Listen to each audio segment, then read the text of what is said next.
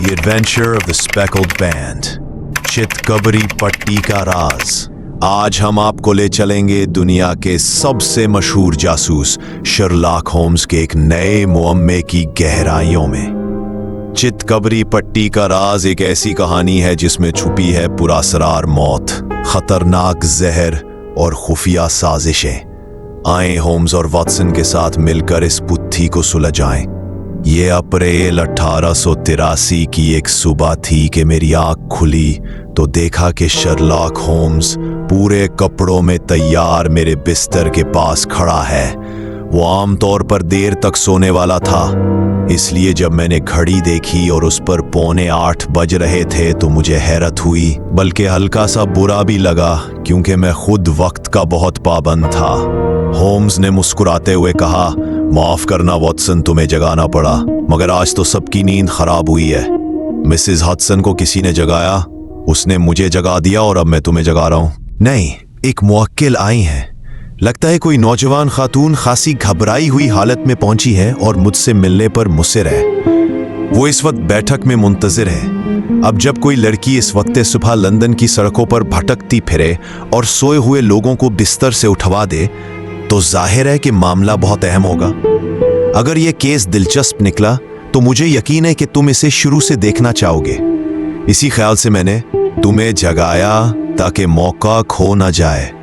मेरे अजीज, मैं ऐसे मौके को किसी कीमत पर हाथ से जाने नहीं देता, मैंने फौरन कहा। हम अंदर गए तो एक सियाह लिबास पहने और गहरी नकाब में छुपी एक खातून जो खिड़की के पास बैठी थी हमारी आमद पर खड़ी हो गई। गुड मॉर्निंग मोहतरमा, होम्स ने खुश दिली से कहा। मेरा नाम शर्लॉक होम्स है। ये मेरे निहायत करीबी दोस्त और शरीके कार डॉक्टर वाटसन है। आप इनके सामने इतनी ही आज़ादी से बात कर सकती हैं जितनी मेरे सामने। आहा, अच्छा हुआ कि मिसेस हडसन ने आग जलाने का ख्याल किया।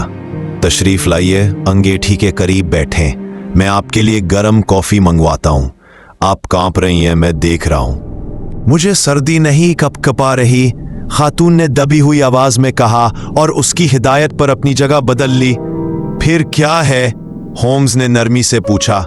खौफ है मिस्टर होम्स, शदीद खौफ। ये कहकर उसने अपना निकाब उठाया। हमने देखा कि वो वाकई निहायत परेशान और डरी हुई हालत में थी।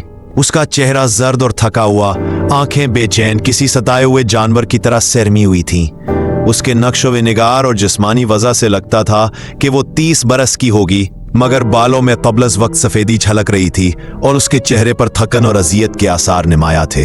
शर्लॉक होम्स ने उसे अपनी आदत के मुताबिक एक तेज सब कुछ समेट लेने वाली नजर से देखा। आप घबराइए नहीं, उसने नरमी से कहा, आगे झुककर उसके बाजू पर हल्का सा हाथ रखते हुए। मुझे यकीन है हम बहुत जल्द मामले को सुलझा लेंगे। आप आज सुबह ट्रेन से आई है, मैं देख रहा हूं। आप मुझे जानते हैं? उसने हैरत से पूछा।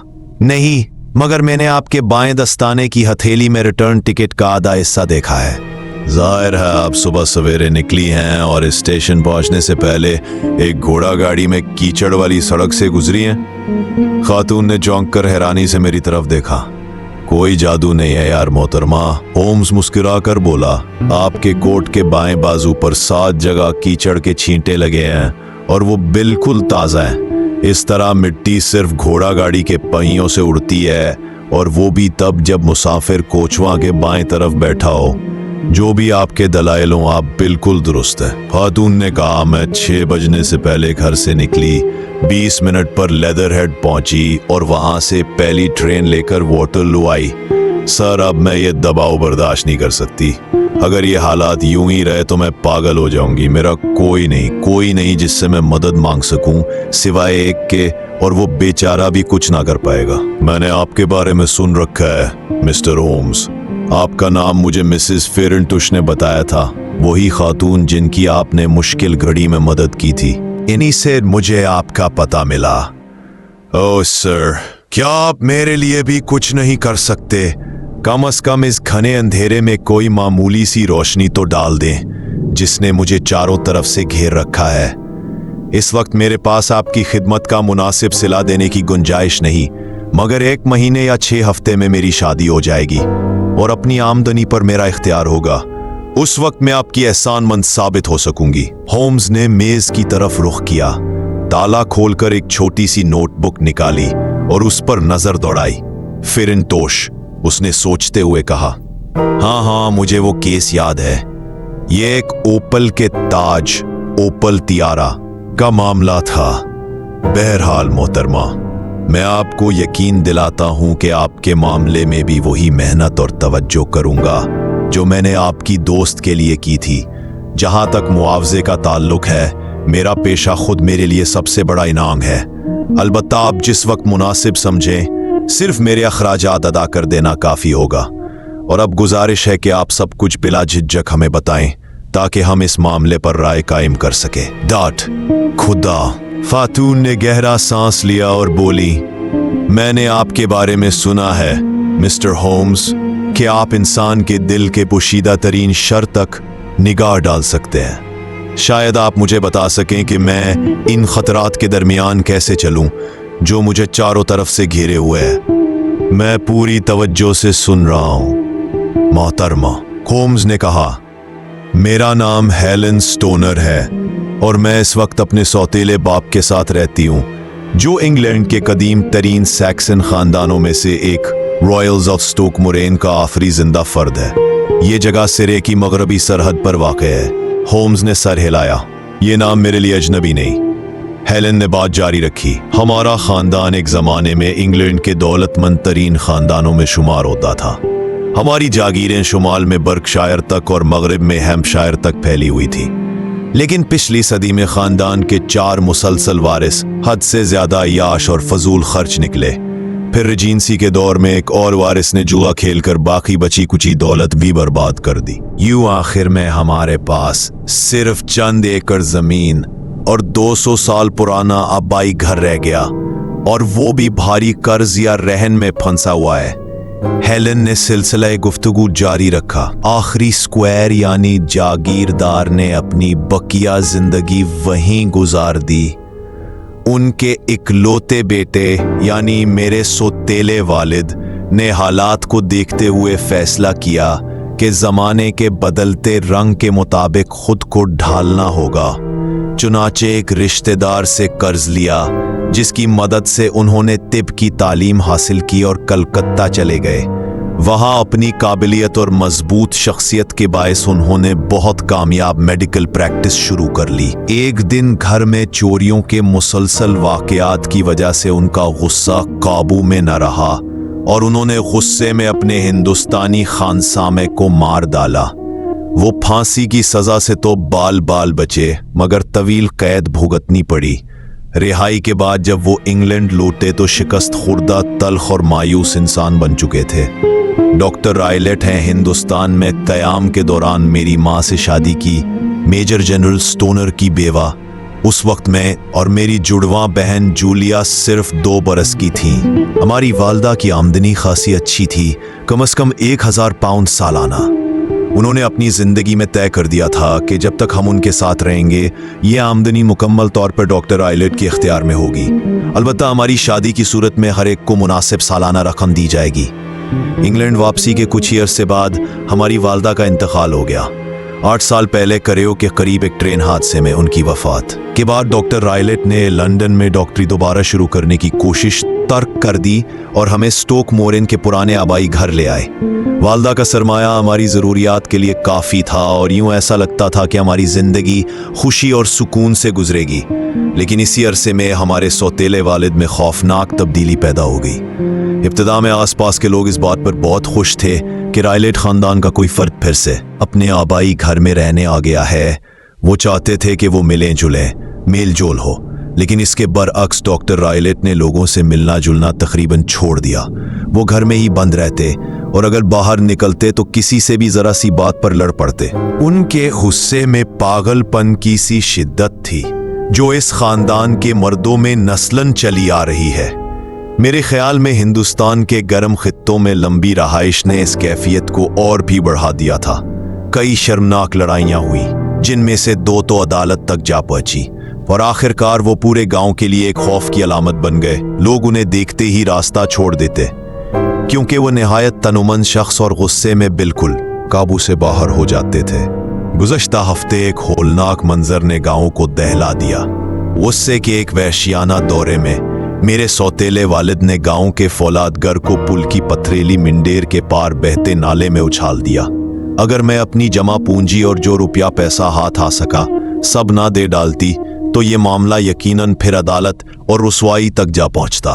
उनके कोई दोस्त नहीं सिवाय उन खाना बदोश चिप्सियों के जो आवारा कबीलों की तरह मुल्क भर में घूमते फिरते हैं। वो उन भटकते कबीलों को इजाजत देते कि हमारे चंद एकड़ झाड़ियों से अट्टी जमीन पर डेरे गाले और बदले में खुद उनके खेमों की आवारा गर्दी का मजा लेते।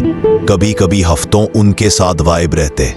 उन्हें हिंदुस्तानी जानवरों का भी एक खास जुनून है।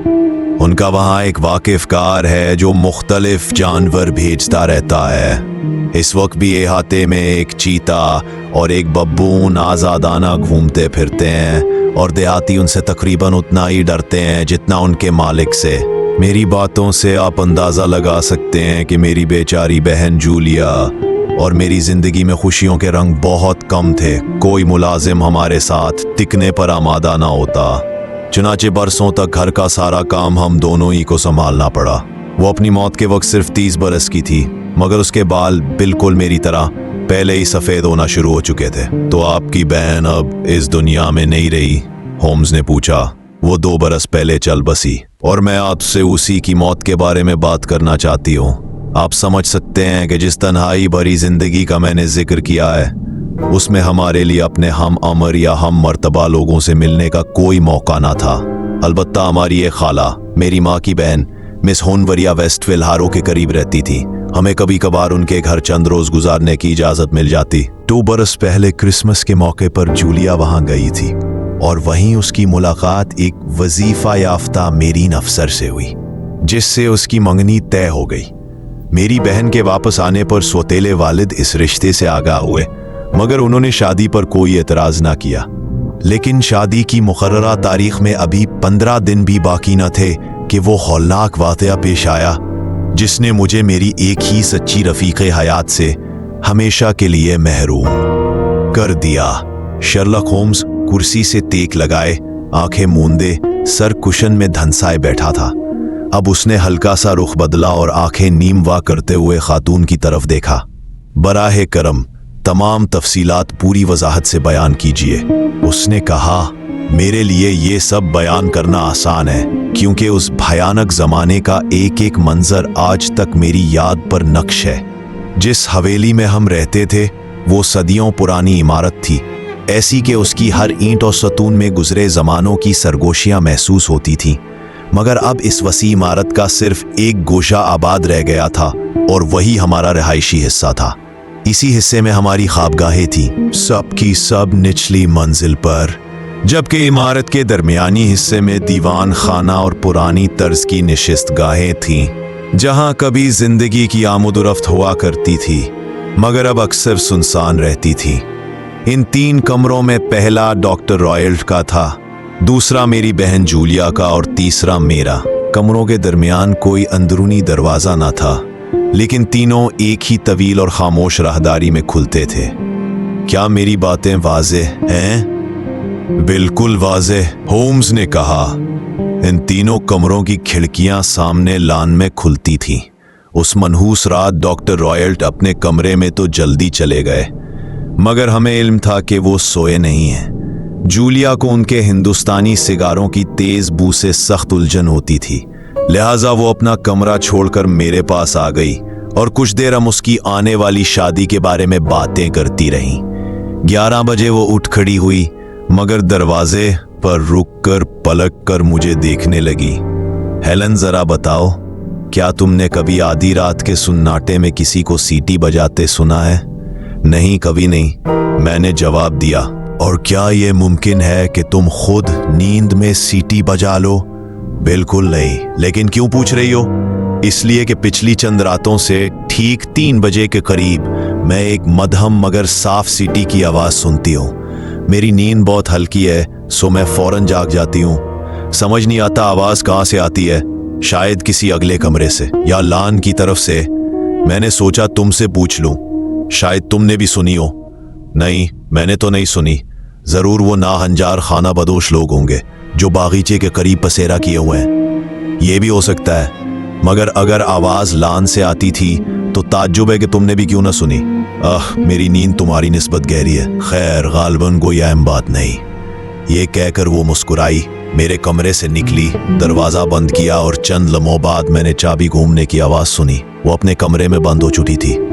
वाकई, होम्स ने कहा, क्या आप लोग हमेशा रात को अपने कमरों में बंद हो जाया करती थी? हमेशा? और क्यों?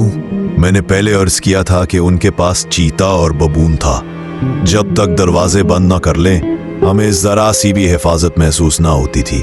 खूब आगे फरमाइए। उस रात मुझे नींद ना आई। एक अनजाना सा खौफ मेरे दिल पर मुसल्लत था, जैसे कोई आफत आने को हो। मेरी बहन और मैं, जैसा कि आप जानते हैं, जुड़वा थी, और आप समझ सकते हैं कि जुड़वा रूहों के दरमियान जो लतीफ रिश्ता होता है वो कैसा गहरा होता है। रात निहायत तूफानी थी। हवा भेड़ियों की तरह गरज रही थी और बारिश खिड़कियों पर कोड़े बरसा रही थी। अचानक इस तूफानी शोर के दरमियान एक दिल दहला देने वाली चीख गूंजी, एक औरत की दहशत ज़दा चीख। मैं फौरन पहचान गई, वो मेरी बहन की आवाज़ थी। मैं पलंग से उछली, जल्दी से एक शाल लपेटी और दौड़ती हुई बरामदे में निकल आई। मेरा दरवाज़ा खोलते ही मुझे ऐसा लगा कि वही मध्यम सीटी दोबारा सुनाई दी जो जूलिया ने बताई थी, और चंद सानिये बाद धात के किसी भारी टुकड़े के गिरने जैसी आवाज आई, जैसे कोई वजनी लोहा धम से आ गिरा हो। मैं तेज कदमों से राहदारी में आगे बढ़ी। मेरी बहन का दरवाजा खुला था और हौले हौले अपने कब्जों पर चरचराता हुआ अंदर की तरफ घूम रहा था। मैं साकित रह गई, दिल धड़कते धड़कते गोया सीने से बाहर आ जाने को था। मुझे खबर न थी कि इस दरवाजे के पीछे से कौन सा भयानक मंजर नमूदार होने वाला है। दालान के चिराग की मध्यम रोशनी में मैंने देखा कि मेरी बहन दरवाजे पर नमूदार हुई। उसका चेहरा खौफ से बिल्कुल जर्द पड़ चुका था। हाथ बेबसी से सहारा टटोल रहे थे और उसका पूरा वजूद यूं डगमगा रहा था जैसे कोई शराब के नशे में हो। मैं उसकी तरफ लपकी और उसे बाजुओं में थाम लिया, मगर उसी लम्हे उसके घुटने जैसे जवाब दे गए और वो जमीन पर गिर पड़ी। वो शदीद तकलीफ में तड़प रही थी और उसके आज़ा पर हौलनाक तशन्नुज तारी था। इब्तदा में मुझे यूं महसूस हुआ कि शायद उसने मुझे पहचाना नहीं, लेकिन जैसे ही मैं उसके करीब झुकी, वो अचानक ऐसी आवाज में चीखी जिसे मैं कभी फरामोश नहीं कर सकती। ए खुदा, हेलन वो बैंड था, धब्बों वाला बैंड। उसके लबों पर जैसे कोई और बात भी थी जिसे वो अदा करना चाहती थी। उसने उंगली हवा में उठाई, डॉक्टर के कमरे की सिमत इशारा करते हुए, मगर इसी दम एक नया तशन्नुज उस पर हमलावर हुआ और इसकी आवाज गले ही में घुट कर रह गई। मैं चीखती हुई बाहर भागी और अपने सौतेले बाप को पुकारा। वो अपने कमरे से लपकते हुए आए, अभी गाउन ही में थे जब वो मेरी बहन के पास पहुंचे। वो बेहोश हो चुकी थी। उन्होंने उसके हलक में बेतहाशा ब्रांडी अंडेली और गांव से तिब्बी इमदाद मंगवाने के लिए आदमी दौड़ाया, ताहम सब कोशिशें बेसूद साबित हुई। वो आहिस्ता आहिस्ता बुझती गई और होश में आए बगैर जान दे दी। यूं मेरी प्यारी बहन की हौलनाक मौत वाक़े हुई। एक लम्हा ठहरे, होम्स ने कहा, आपको इस सीटी और धात की आवाज पर पूरा यकीन है? कसम खा सकती हैं? यही सवाल जिला के करोनर ने भी तफ्तीश के दौरान मुझसे पूछा था। मेरा पुख्ता गुमान है कि मैंने वो आवाज सुनी थी, लेकिन तेज आंधी के शोर और पुरानी हवेली की करख्त चरचराहट में शायद मेरा धोखा भी हो सकता है। आपकी बहन ने कपड़े पहन रखे थे? नहीं, वो नाइट ड्रेस में थी। उसके दाएं हाथ में जलबुझी दिया सिलाई और बाएं हाथ में माचिस की डब्बी। इसका मतलब कि इसने रोशनी की और खतरे के वक्त इर्द गिर्द देखने की कोशिश की। ये निहायत अहम बात है। और क्रोनर ने क्या नतीजा निकाला? उसने बड़े गौर व एहतियात से मामले की तफ्तीश की, क्योंकि डॉक्टर रॉयलेट का रवैया पूरे जिले में बदनाम था, लेकिन वो मौत की कोई काबिल तसल्ली वजह दरियाफ्त ना कर सका। मेरे बयान से वाज़े हुआ कि दरवाज़ा अंदर से बंद था और खिड़कियों पर पुराने तर्ज के लकड़ी के कवाड़ थे जिन पर मोटी लोहे की सलाखें जमी हुई थी और हर रात इन्हें मजबूती से चढ़ा दिया जाता था। दीवारों का बारीक बेनी से जायजा लिया गया, हर सिमत से वो बिल्कुल ठोस निकले। फर्श की भी जांच पड़ताल की गई मगर वो भी दुरुस्त हालत में पाया गया। चिमनी कुशादा थी मगर इस पर 4 मजबूत कील जुड़े हुए थे, लिहाजा साबित हो गया कि मेरी बहन के आखिरी वक्त उसके कमरे में कोई दूसरा मौजूद ना था। मजीद ये कि उसके जिस्म पर किसी तशद्दुद का कोई निशान भी ना था। जहर का क्या ख्याल है? डॉक्टरों ने इस पहलू से जांच की मगर कुछ हाथ ना आया। तो फिर आपके ख्याल में इस बदनसीब खातून की मौत किस सबब हुई?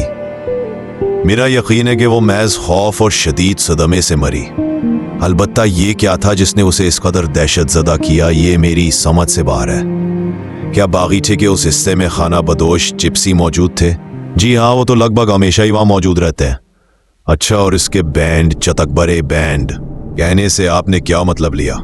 कभी मुझे यूं महसूस होता है कि ये महज बुखार के ग़ज़ियान में कही गई कोई बेरब्त बात थी। कभी ख्याल आता है कि शायद उसका इशारा किसी ग्रोह की तरफ था, मुमकिन है इन्हीं खाना बदोशों की तरफ। मैं नहीं जानती, हो सकता है उनके सर पर बंधे हुए वो चित्तीदार रंगीन रोमाल जो वो अक्सर ओढ़ते हैं इसी अजीब सिफत चतकबरे की वजह बने हों जिसका उसने इस्तेमाल किया। होम्स ने नापसंदीदगी से सर हिलाया, जैसे ये तशरीह उसे मुतमईन ना कर सकी हो। मामला बहुत गहरा है, उसने कहा। बराए करम अपनी दास्तान जारी रखे।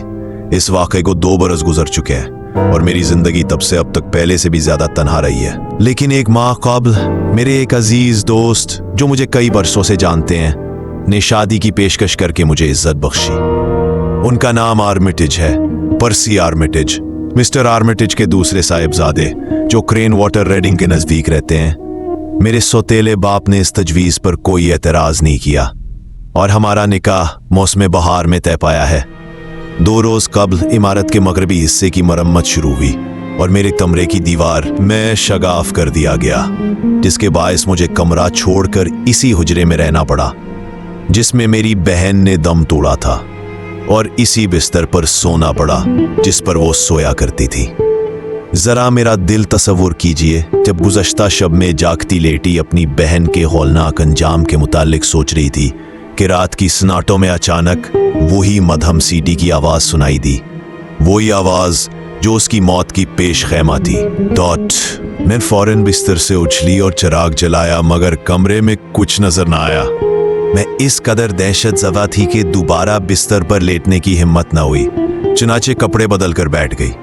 जैसे ही सुबह की रोशनी फैली मैं दबे पांव नीचे उतरी। सड़क के उस पार क्राउन इन से एक घोड़ा गाड़ी डॉग कार्ट किराए पर ली और लेटर हेड का रुख किया, सिर्फ इस एक मकसद के साथ कि आपसे मिलूं और आपकी राय लूं। आपने अक्लमंदी से काम लिया है, मेरे दोस्त ने कहा, लेकिन क्या आपने मुझसे सब कुछ कह दिया है? जी हाँ, सब कुछ। नहीं मोहतरमा, ऐसा नहीं। आप अपने सौतेले वालिद की पर्दापोशी कर रही हैं।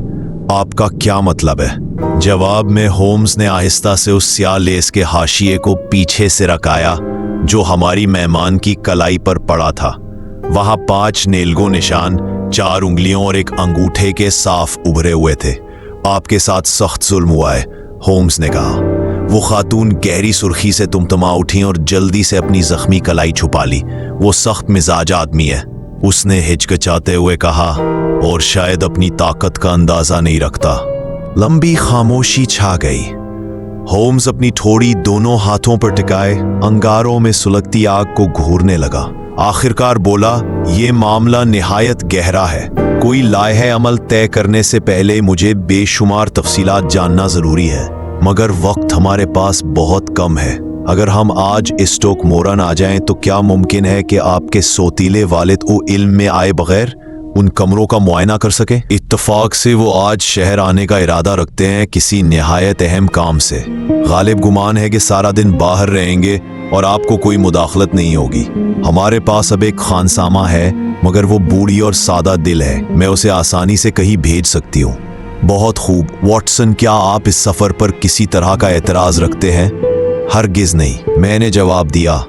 तो फिर हम दोनों साथ चलेंगे। और आप खुद क्या कीजिएगा?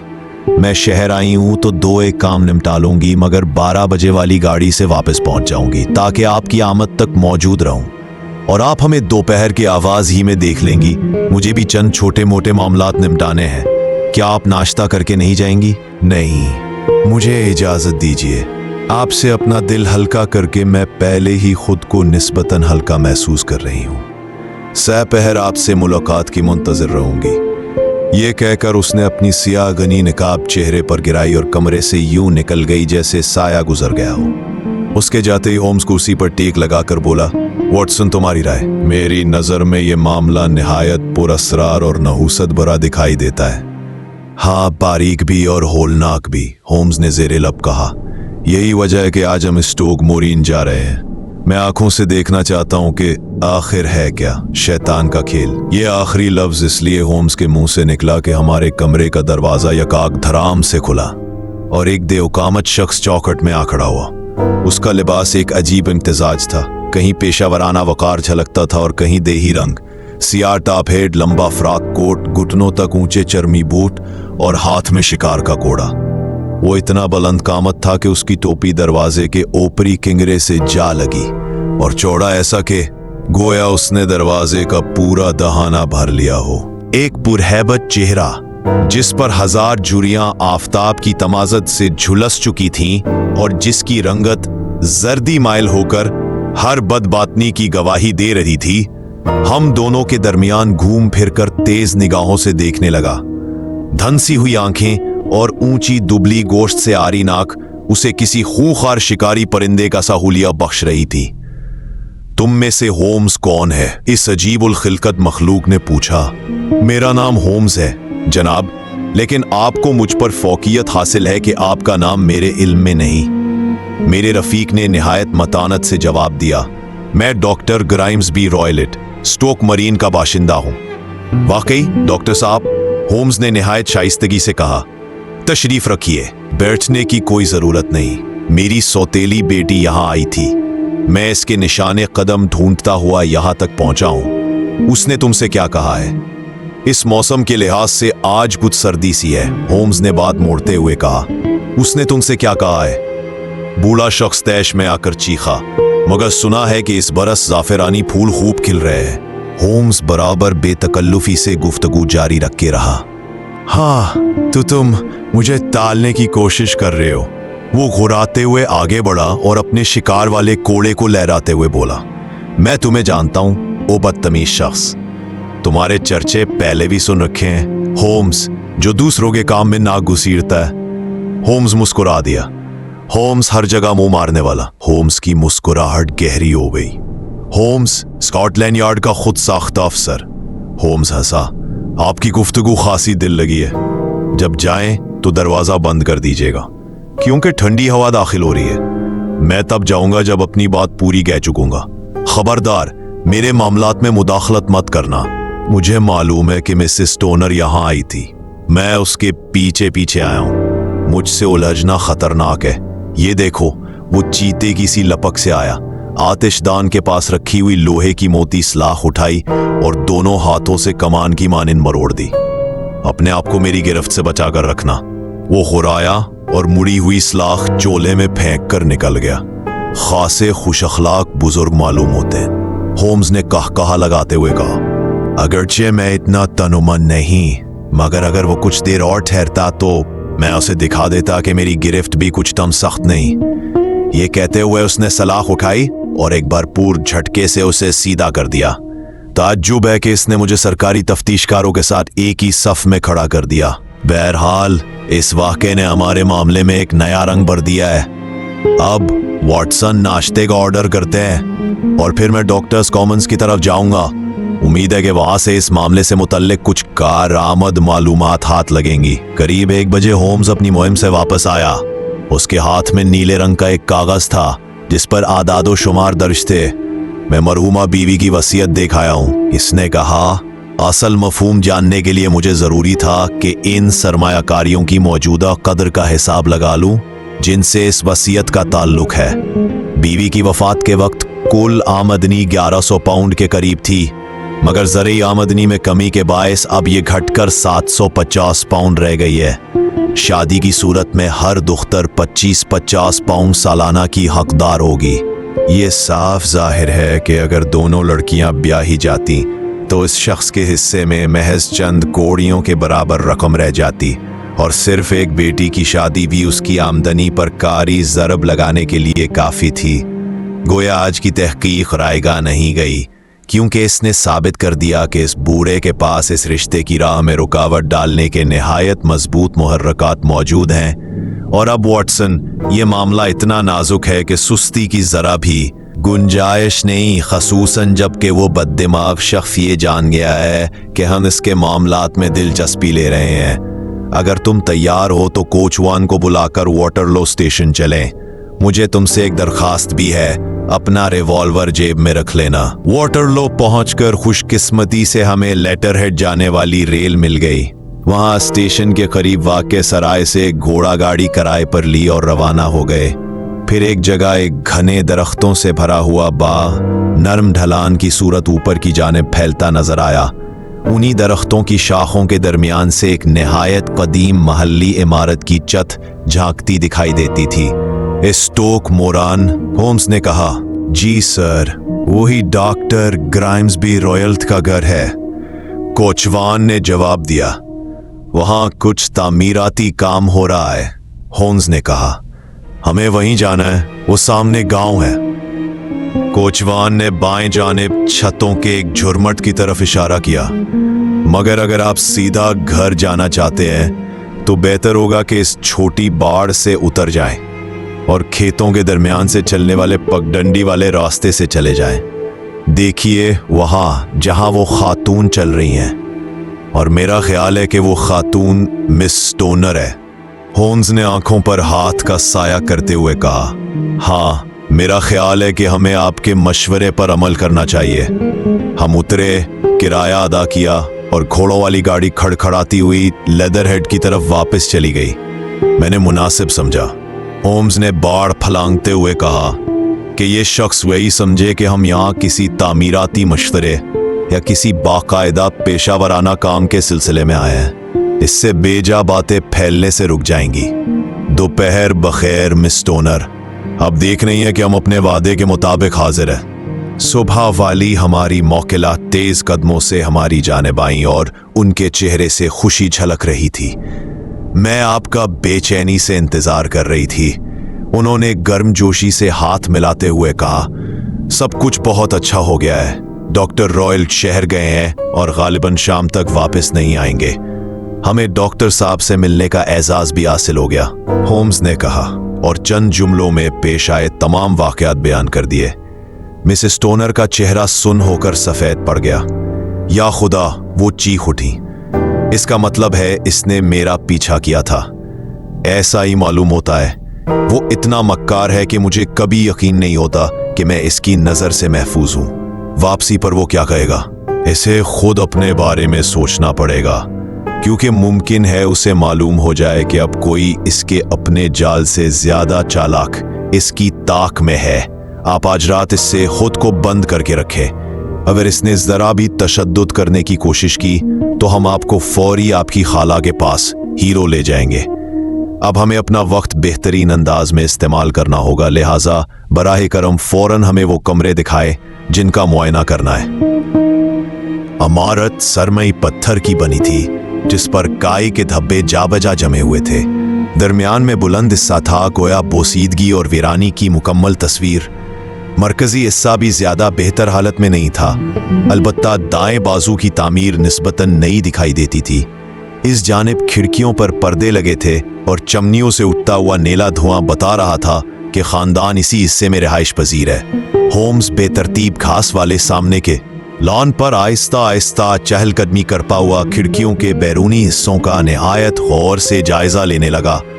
ये वाला कमरा मेरा ख्याल है वो है जिसमें आप सोती थीं, दरमियानी आपकी बहन का, और जो मरकजी इमारत से मिला हुआ है वो डॉक्टर रॉयलेट का। बिल्कुल दुरुस्त, लेकिन अब मैं दरमियानी वाले में सोती हूँ। आमीराती तब्दीलियों के मुकम्मल होने तक तो ऐसा ही है, मेरा ख्याल है। लेकिन एक बात, मुझे उस आखिरी दीवार पर किसी खास मरम्मत की जरूरत दिखाई नहीं देती, होम्स ने कहा। वाकई कोई जरूरत ना थी। मुझे यकीन है कि यह महज बहाना था मुझे मेरे कमरे से हटाने के लिए। ये तो खासा मानी खेज है। अब इस तंग से हिस्से के दूसरी जानिब वो रहदारी चलती है जिसमें से ये तीनों कमरे खुलते हैं। इसमें खिड़कियां तो होंगी, जी हाँ, मगर बहुत छोटी, इतनी तंग कि उनसे कोई इंसान गुजर नहीं सकता। चूंकि तुम दोनों रात को अपने दरवाजे मुकफ्फल रखती थीं, लिहाजा उस सिमत से तुम्हारे कमरों तक रसाई मुमकिन न थी। अच्छा, अब अगर आप मेहरबानी करके अपने कमरे में जाकर झरोकों को बंद और कस के बंद कर दे। मिस टोनर ने ऐसा ही किया और होम्स ने खुली खिड़की से बगौर मुआयना करने के बाद हर मुमकिन तरीके से झरोकों को खोलने की कोशिश की, मगर नाकाम रहा। ऐसा कोई शगाफ न था कि जिसमें चाकू डालकर कुंडी उठाई जा सके। फिर उसने अदसा लेकर कब्जों का जायजा लिया, मगर वो खालिस लोहे के थे और मजबूत ईंटों में जुड़े हुए थे। वो कुछ सोच में पड़ते हुए थोड़ी खुजाता बोला, मेरा मफरूजा बलाशबा कुछ दुश्वारियां रखता है। अगर ये झरोके बंद हों तो कोई बाहर से हरगिज अंदर आ नहीं सकता। खैर, देखते हैं अंदरूनी जानिब से कोई रोशनी पड़ती है या नहीं। एक छोटा सा पहलू दरवाजा उस सफेद चूने से रंगी राहदारी में खुलता था जहां से तीनों ख्वाबगाहें मिलती थीं। होम्स ने तीसरे कमरे का जायजा लेने से इनकार कर दिया, लिहाजा हम सीधे दूसरे कमरे में दाखिल हुए। वही कमरा जिसमें अब मिसेस टोनर सोती थीं और जहां उनकी बहन ने आखिरी सांस लिया था। ये एक सादा मगर घर जैसा कमरा था, नीची छत और एक खुले और चौड़े आतिशदान के साथ, जैसा कि पुराने देही घरों में हुआ करता है। कमरे के एक गोशे में भूरे रंग की लकड़ी की दराजों वाली एक अलमारी रखी थी। दूसरे गोशे में तंग सा बिस्तर था जिस पर सफेद मलमल की चादर बिछी हुई थी और खिड़की के बाएं हाथ एक संघार मेज रखी थी। इनके अलावा सिर्फ 2 छोटी सी कुर्सियां थीं और बीच फर्श में एक चौकोर कालीन बिछा था। बाकी फर्श और दीवारों की गताई पुरानी भूरे रंग की कीड़े खोरदा लकड़ी की थी। इतनी बोसीदा और फीकी के गुमान होता था गोया उसी घर की इब्तिदाई बुनियाद के वक्त की हो। होम्स ने इन्हीं कुर्सियों में से एक को कोने में खींच कर रखा और खामोशी से बैठ गया। इसकी नजरें कमरे में चक्कर काटती हुई हर गोशे, हर दीवार और हर कोने पर दौड़ती रहीं। ये घंटी किस जगह जाकर बजती है?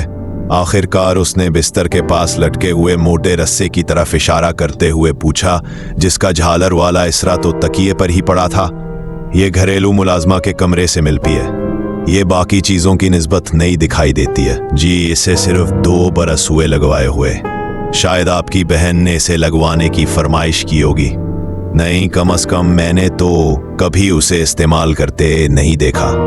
हम तो अपनी जरूरत की चीजें खुद ही ले लेते थे। वाकई इतनी नफीस घंटी यहाँ लगाना कुछ बेमहल सा महसूस होता है। अगर इजाजत दें तो मैं चंद मिनट फर्श का बगौर जायजा लेना चाहता हूँ। ये कहकर वो फर्श पर उलट लेटा, अदसा हाथ में लिए तेजी से आगे पीछे रेंगता रहा और तख्तों के जोड़ों का बारीक बीनी से मुआयना करता रहा। फिर उसने दीवारों की लकड़ी की पट्टियों को उसी ध्यान से जांचा। आखिर बिस्तर के पास आकर देर तक उसे भी गौर से देखा और दीवार पर नजरें दौड़ाईं। फिर उसने घंटी के रस्से को हाथ में लिया और जोर से झटका दिया। अरे, ये तो ढोंग है, उसने कहा। क्या बजती नहीं? नहीं, इसका तो तार ही कहीं नहीं जाता। बड़ी दिलचस्प बात है। देखिए, ये तो महज एक कांटे से तंगी हुई है, बिल्कुल उसी जगह के ऊपर जहां वो छोटा सा रोशनदान है। ये तो नहायत मज़ाक़ खेज है। मैंने कभी इस पे तवज्जो ही नहीं दी। अजब, होम्स ज़ेरे लब बुड़बड़ाया। इस कमरे में एक से बढ़कर एक अनोखे पहलू मौजूद है। सोचिए, कोई भी होशियार मेहमान रोशनदान दूसरे कमरे की तरफ कैसे खोल दे।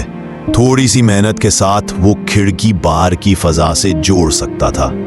वो रोशनदान भी नया है, खातून ने जवाब दिया। गालिबन इसी वक्त बनाया गया होगा जब ये घंटी लगाई गई। होम्स ने पूछा। जी हाँ, उसी जमाने में चंद और तब्दीलियां भी की गई थीं। वाकई निहायत दिलचस्प तब्दीलियां थीं। जाली घंटियां और ऐसे रोशनदान जो रोशनी या हवा किसी चीज का गुजर नहीं करते।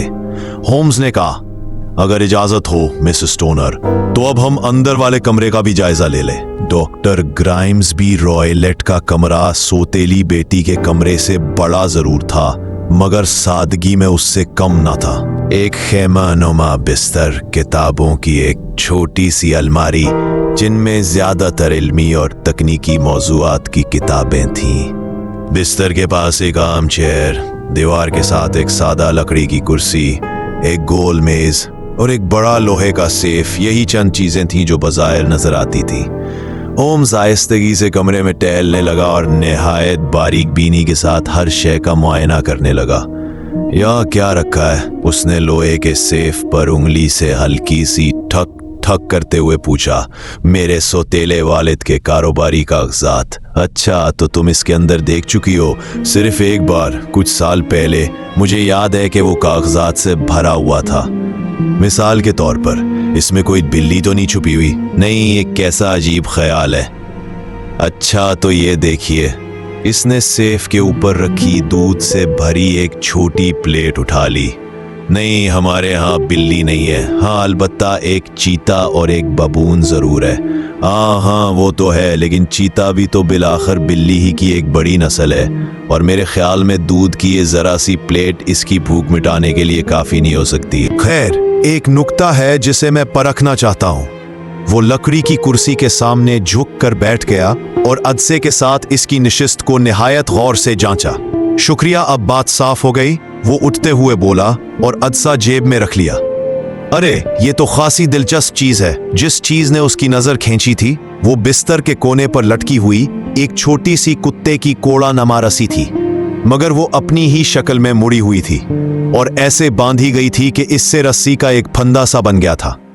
इसके बारे में तुम्हारी क्या राय है, वॉटसन? ये तो आम सी कुत्ते वाली रस्सी है, लेकिन इसे इस तरह बांधने की वजह समझ नहीं आती। बस यही तो बात आम नहीं है ना? आह, ये दुनिया कितनी बदनीयत है, और जब कोई ज़हीन आदमी अपनी अक्ल को जुर्म की तरफ लगा दे तो वो सबसे ज्यादा खतरनाक हो जाता है। मिस स्टोनर, मेरे ख्याल में अब मैंने काफी कुछ देख लिया है। अगर आप इजाजत दें तो हम लान की तरफ चले। अपनी दोस्त के चेहरे पर इतनी सख्ती और पेशानी पर इतना गहरा तबस्सुम फिक्र नहीं देखा था जितना कि उस वक्त देखने में आया जब हम उस तफ्तीश की जगह से हटकर वापस लौटे। हम लॉन पर कई बार चक्कर लगा चुके थे। न मिसेस स्टोनर और न ही मैं, दोनों में से कोई भी उसकी गहरी सोचों में खलल डालने का हौसला नहीं रखता था। वो खुद ही अपने तदब्बुर के तलस्प से बाहर आता तो बात होती। मिसेस स्टोनर, आखिरकार उसने तवक्कुफ तोड़ा। यह निहायत जरूरी है कि आप मेरे मशवरों पर हर पहलू से हर्फ ब हर्फ अमल करें। यकीनन मैं ऐसा ही करूंगी। ये मामला किसी तजब्जुब का मुतहम्मिल नहीं। जरा सी लफ्जिश आपकी जान ले सकती है। मैं खुद को आपके हवाले करती हूँ। जो आप कहेंगे वही होगा। सबसे पहली बात, आज की रात मेरे साथी और मुझे आपके कमरे में बसर करनी होगी। ये सुनकर मैं और मिसेस स्टोनर दोनों उसकी तरफ हैरत ज़दा रह गए। हाँ, यही वाहिद रास्ता है। मैं वजाहत करता हूँ। मेरा ख्याल है कि सामने जो इमारत है वही गांव का सराय है, दुरुस्त? जी हाँ, उसे द क्राउन कहते हैं। बहुत खूब। क्या वहां से आपकी खिड़की साफ नजर आती है? बिलाशुबा।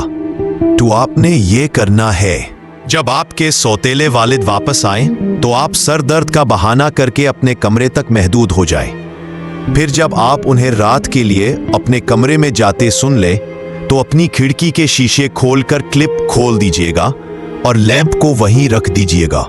हमारे लिए ये इशारा होगा। इसके बाद आहिस्तगी से अपने पुराने कमरे में चली जाइए, वहीं जो मुरम्मत के बावजूद शायद एक रात गुजारने के काबिल होगा। ओह, या आसानी से। बाकी हमें पर छोड़ दीजिएगा। लेकिन आप करेंगे क्या? हम आपके कमरे में रात गुजारेंगे और उस आवाज के राज का सुराग लगाएंगे जिसने आपकी नींद और सुकून लूट लिया है। मिस्टर होम्स, मुझे यकीन है कि आपने अपनी राय कायम कर ली है, मिस स्टोनर ने लर्जती आवाज में कहा और उसकी आस्तीन पर हाथ रखा। शायद ऐसा ही है। तो खुदा के लिए बता दीजिए कि मेरी बहन की मौत की असल वजह क्या थी। मैं चाहूंगा कि बोलने से पहले मेरे पास सबूत मजीद वाजे हो जाएं। कम से कम इतना तो बता दीजिए कि मेरा ख्याल दुरुस्त था या नहीं। क्या वो किसी अचानक खौफ के बायस मरी थी? नहीं, मेरा ऐसा ख्याल नहीं। मेरे नजदीक इसके पीछे कोई ज्यादा ठोस, ज्यादा मादी सबब था। और अब मिस स्टोनर, हमें रुखसत होना होगा। अगर डॉक्टर रॉयलेट ने हमें यहाँ देख लिया तो हमारी सारी मेहनत रायगा जाएगी। खुदा हाफिज और हिम्मत रखिए। अगर आपने मेरे बताए हुए तरीके के मुताबिक अमल किया तो यकीन रखें आपके गिर्द मंडलाता खतरा बहुत जल्द छट जाएगा। शर्लॉक होम्स और मुझे क्राउन इन में एक बेडरूम और साथ ही एक नशिस्त गाह हासिल करने में कोई दिक्कत पेश न आई। दोनों कमरे बालाई मंजिल पर थे और हमारी खिड़की से स्ट्रीट दरवाजा भी साफ दिखाई देता था और स्टोक मोरिन मैनर हाउस के आबाद हिस्से की झलक भी मिलती थी। शाम ढले हमने डॉक्टर ग्रीम्सबी रॉयलेट को गुजरते देखा। उसकी दिवाहिकल जसामत गाड़ी हाँकने वाले नहीफ लड़के के पहलू में और भी खौफनाक नजर आ रही थी। लड़का भारी लोहे के दरवाजे खोलने में कुछ देर लगा बैठा तो डॉक्टर की भट्टी सी भड़कती आवाज गूंजी और हमने उसे मुक्के लहराते हुए उस पर गजबनाक होते देखा। गाड़ी आगे बढ़ गई और चंद मिनट बाद हमें दरख्तों के बीच अचानक एक रोशनी झिलमिलाती दिखाई दी, गोया किसी बैठक में चिराग रोशन किया गया हो। जानते हो वॉटसन, होम्स ने धीमी आवाज में कहा, आज रात तुम्हें साथ ले जाने में मुझे कुछ हिचकिचाहट महसूस हो रही है। इस मामले में खतरे के आसार नुमायां हैं। क्या मैं किसी तरह काम आ सकता हूं? तुम्हारी मौजूदगी बेहद कीमती साबित हो सकती है। फिर मेरा जाना यकीनी है। यह तुम्हारा बहुत हौसला है। तुम खतरे का जिक्र करते हो। जाहिर है कि तुमने उन कमरों में वो कुछ देखा है जो मेरी नजर से ओझल रहा। नहीं, मैंने कुछ ज्यादा नहीं देखा, मगर शायद मैंने कुछ ज्यादा अहस कर लिया। मेरा ख्याल है कि तुमने भी वही देखा जो मैंने देखा था। मुझे तो स्वाय उस रस्सी नमा घंटी के कुछ खास नजर न आया और मैं तो अभी तक समझ नहीं पाया कि इसका मकसद आखिर क्या हो सकता है। तुमने हवादान भी देखा था ना? जी हाँ, लेकिन मुझे तो उसमें कुछ गैर मामूली नजर नहीं आया। अक्सर कमरों के दरमियान ऐसी छोटी खिड़कियां होती है। ये तो इतनी तंग थी कि एक चूहा भी शायद ना गुजर सके। और यही तो मैं पहले ही जानता था कि हमें इस स्टोक मोरीन में एक हवादान जरूर मिलेगा। अरे मेरे अजीज होम्स, बिल्कुल मुझे यकीन था। याद है उसने अपने बयान में कहा था कि उसकी बहन को डॉक्टर रॉयल्ट के सिगार की बू आती थी। इससे यह बात फौरन वाजे हो गई कि दोनों कमरों के दरमियान कोई ना कोई रास्ता है।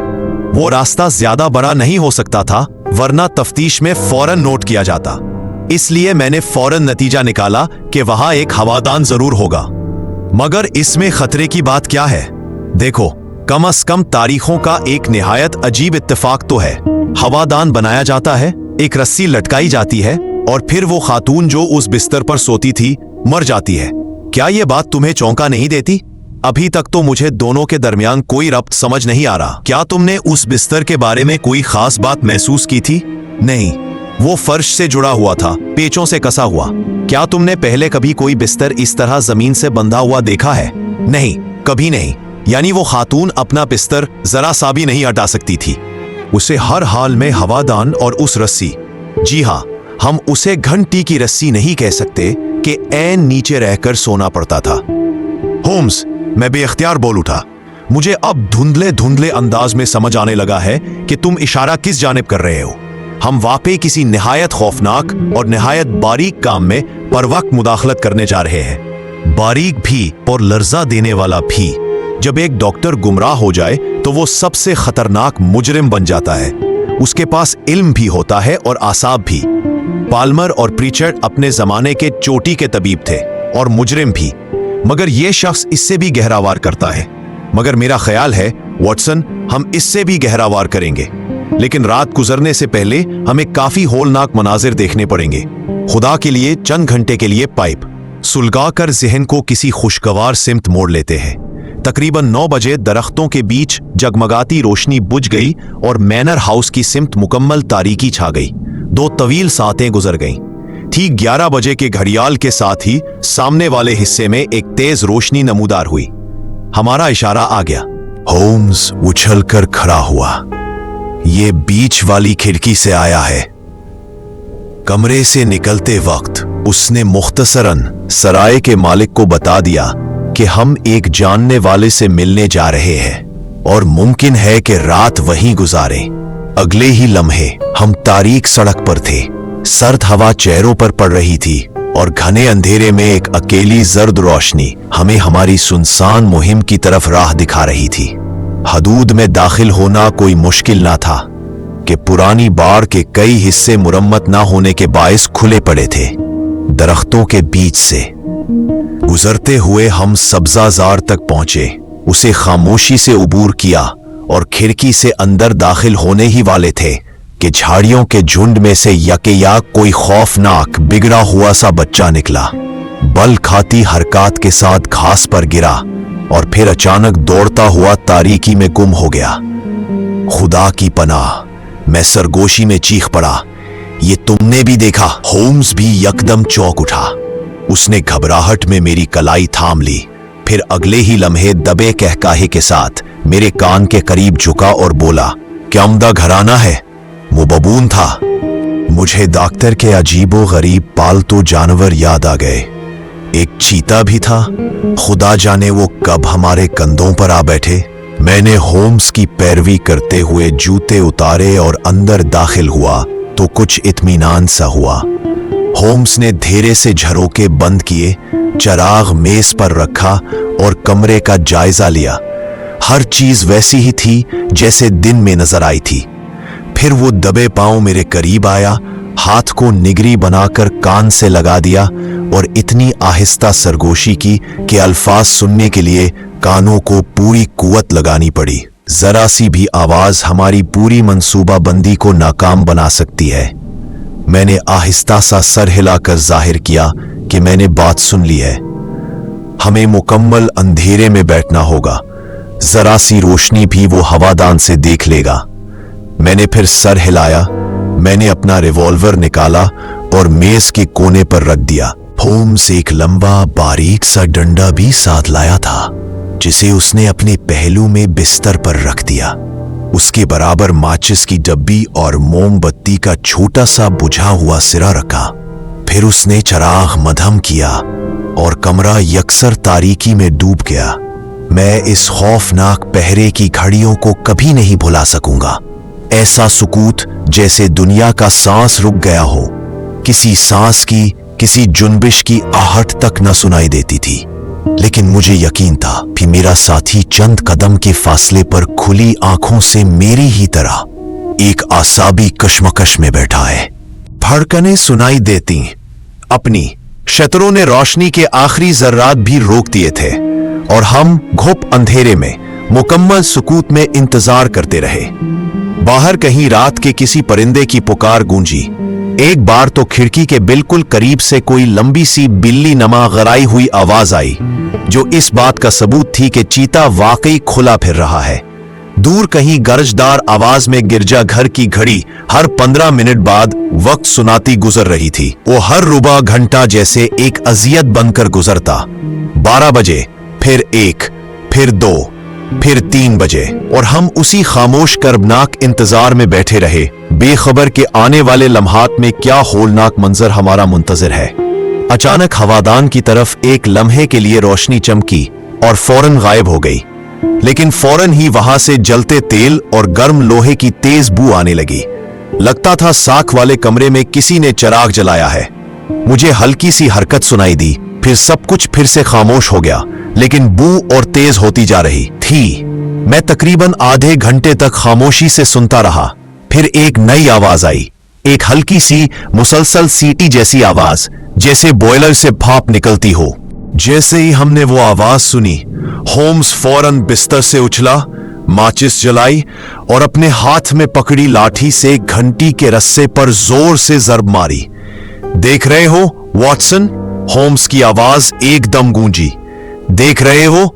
मैं बौखलाकर उठ बैठा, मगर मुझे कुछ दिखाई ना दिया। इसी लम्हे एक हल्की सी साफ सीटी सुनाई दी। फिर अचानक रोशनी की चमक से मेरी आंखें चुंधिया गईं। मैं सिर्फ इतना देख सका कि होम्स के चेहरे पर दहशत और नफरत के आसार थे। वो किसी चीज पर पूरी ताकत से वार कर रहा था, फिर यकायक रुक गया। अब वो बस हवादान की तरफ घूरे जा रहा था और तब रात के सन्नाटे को एक ऐसी खौफनाक चीख ने चीर डाला जो इंसानी आवाज कम, किसी दरिंदे की धाड़ ज्यादा लगती थी। एक लम्हे में वो चीख बढ़ती गई। दर्द, खौफ और गुस्से का एक मिला जुला तूफान जो आखिरकार एक लंबी अजियतनाक कराह में बदल गया। कहते हैं वो चीख इतनी शदीद थी कि गांव भर के लोग चौंक कर जाग उठे। यहां तक कि दूर पादरी के घर तक इसकी गूंज पहुंची। हमारे दिलों में सर्द खौफ की एक लहर दौड़ गई। मैं होम्स को देखता रहा और वो मुझे। दोनों खामोश पत्थर बने यहां तक कि वो आखिरी बाज़गश्त भी खत्म हो गई और कमरा दोबारा उसी खौफनाक सन्नाटे में डूब गया जहां से वो चीख उभरी थी। होम्स ने कहा, इसका मतलब है कि सब कुछ खत्म हो गया और शायद ये बेहतर ही हुआ। अपना पिस्तौल लो, हम डॉक्टर रॉयलेट के कमरे में चलते हैं। वो चिराग जलाकर राहदारी में आगे बढ़ा। उसने दरवाजा खटखटाया मगर कोई जवाब ना आया। फिर उसने दरवाजा खोला और हम अंदर गए। मैंने पिस्तौल हाथ में पकड़ा हुआ था। अंदर का मंजर खौफनाक था। मेज पर चिराग जल रहा था। पास ही एक लोहे का संदूक खुला पड़ा था। उसके पास कुर्सी पर डॉक्टर रॉयलेट बैठे थे। वो लंबा सा चोगा पहने हुए थे, टखने नंगे थे और लाल जूतियां पहनी थी। उनके घुटने पर एक छोटी सी डंडी और रस्सी रखी थी जैसे हमने पहले देखी थी। उनका चेहरा अकड़ा हुआ था, आंखें ऊपर छत की तरफ जमी हुई थी जैसे किसी चीज को घूर रहे हो। उनके माथे पर एक पट्टी बंधी थी जिस पर भूरे धब्बे नजर आ रहे थे। जब हम करीब गए तो अचानक वो पट्टी हिली और पता चला कि वो पट्टी नहीं बल्कि एक सांप था। वो एक जहरीला सांप था जिसका नाम दलदली एडर है। होम्स ने कहा, यह हिंदुस्तान का सबसे खतरनाक सांप है। इसका जहर चंद लम्हों में इंसान को मार देता है। डॉक्टर रॉयल्ट ने दूसरे को मारने के लिए यह सांप भेजा था मगर वो खुद उसी के जहर से मर गया। जो दूसरों के लिए जाल बिछाता है वो खुद उसी में फंस जाता है। होम्स ने कहा, आओ इस सांप को वापस इसके डब्बे में डाल दें। मिसेस स्टोनर को महफूज जगह ले चलते हैं और पुलिस को इतला देते हैं। ये कहकर होम्स ने मर्द की गोद में पड़ा कोड़ा उठाया, वही चमड़े का कोड़ा जिसके एक सिरे पर फंदा सा बना हुआ था। इसने फंदा सांप के सर के पीछे फेंका और तेजी से कसकर उसे काबू में कर लिया। फिर बाजू की पूरी लंबाई पर दूर रखते हुए उसे संदूक में बंद कर दिया। यही वो सच था जो डॉक्टर ग्राइम्स भी रॉयल्ट की पुरस्कार मौत के पीछे छुपा हुआ था। हमने उस खौफजदा लड़की को यह अफसोसनाक खबर दी और अगली सुबह उसे उसकी खाला के सुपुर्द कर दिया। तफ्तीश ने नतीजा निकाला कि डॉक्टर एक जहरीले जानवर के साथ खेलते अपनी लापरवाही में मारा गया। अगले दिन जब हम वापस जा रहे थे, होम्स ने खिड़की से बाहर देखते हुए आहिस्ता कहा, वॉटसन, मैं इब्तदा में एक लफ्ज के जाल में फंस गया था। वो लफ्ज था बैंड। तुम्हें याद होगा लड़की ने चीख कर कहा था, it was the band, the speckled band, यानी वो पट्टी थी, वो चतकबरी पट्टी। मैंने यही समझा कि वो खाना बदोशों के किसी ग्रोह का जिक्र कर रही है मगर दर हकीकत वो पट्टी कोई इंसानों का जत्था नहीं थी बल्कि एक जिंदा सांस लेता रेंगता जहर था। चतकबरी पट्टी जो अपनी झिलमिलधारियों से सच को छुपा रही थी। होम्स रुका जैसे सोच के किसी गहरे तालाब में झांक रहा हो। वॉटसन, वो एक लम्हा था जब मैंने महसूस किया कि खतरा खिड़की से नहीं, दरवाजे से नहीं, बल्कि उस नाजुक रस्सी के रास्ते आता है जो बिस्तर के पास लटक रही थी मगर घंटी से जुड़ी नहीं थी। बिस्तर भी जमीन से जुड़ा हुआ था। तब मैंने सोचा कि पट्टी का मतलब कोई कपड़ा नहीं बल्कि कोई चीज जो सांप की मानिंद फैल सकती है, सुकड़ सकती है और रेंग सकती है। और जब मैंने जाना कि डॉक्टर के पास हिंदुस्तान के खतरनाक जानवर मौजूद हैं तो सारा धुंधला मंजर साफ हो गया। ऐसा जहर जो किसी केमिकल में पकड़ा ना जा सके, ऐसी चाल सिर्फ कोई सफाक दिमाग ही सोच सकता है। वो सांप को सीटी से बुलाता, दूध से तरबियत देता और हवादान से बिस्तर तक भेजता। कई रातों तक शिकार बच निकलता मगर एक रात सांप जरूर अपना काम कर जाता। ये सब मेरे जहन में उसके कमरे में कदम रखने से पहले ही वाजे हो चुका था। कुर्सी, दूध का प्याला, बंधी रस्सी, सब इसी राज के इशारे थे। जब मैंने अपनी छड़ी से उस पर वार किया तो सांप पलट गया और अपने ही मालिक को डस लिया। यूं चतकबरी पट्टी ने आखिरकार अपने ही खालिक को लपेट लिया। होम्स ने धीरे से कहा, वॉटसन, यही वो बैंड था, एक लफ्ज जिसने एक राज खोल दिया। जुल्म हमेशा चक्कर काटकर वापस आता है और जो दूसरों के लिए जाल तैयार करता है वो खुद उसमें फंस जाता है। अगर आपको ये वीडियो पसंद आए तो इसे लाइक करें, शेयर करें, कमेंट करें और चैनल को सब्सक्राइब करें।